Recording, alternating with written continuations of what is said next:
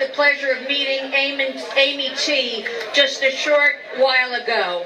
And believe me when I say pleasure of meeting her, I mean pleasure of meeting her. She is an in her own voice presenter, and she also is a stand-up comedian.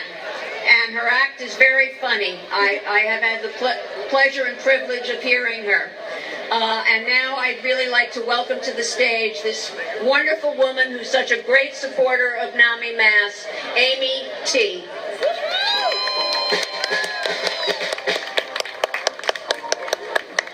Thank you very much. It's a very exciting and humbling experience standing here this morning.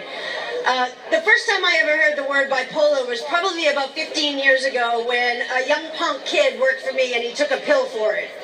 I didn't give much thought to what bipolar was or who he was. About 10 years ago was the first time I ever heard the word mental illness. I was dating 4 women in the mental health related field.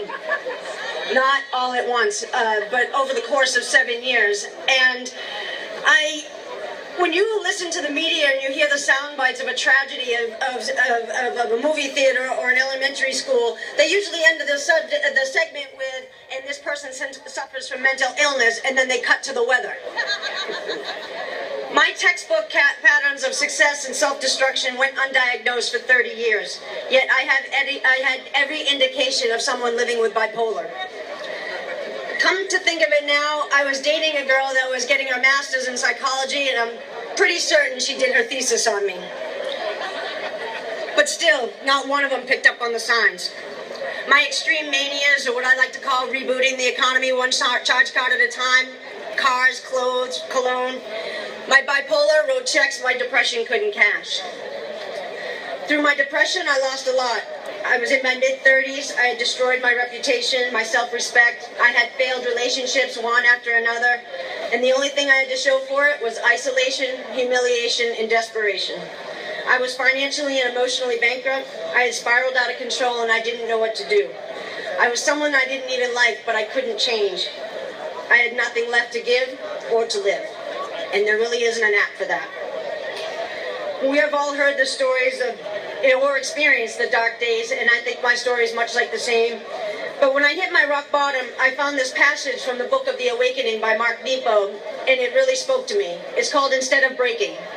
Instead of breaking, the glassblower knows while in the heat of the beginning any shape is possible. But once hardened, the only way to change is to break.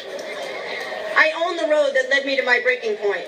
I knew everything I did and was doing was wrong, but I was too exhausted and numb to fight back.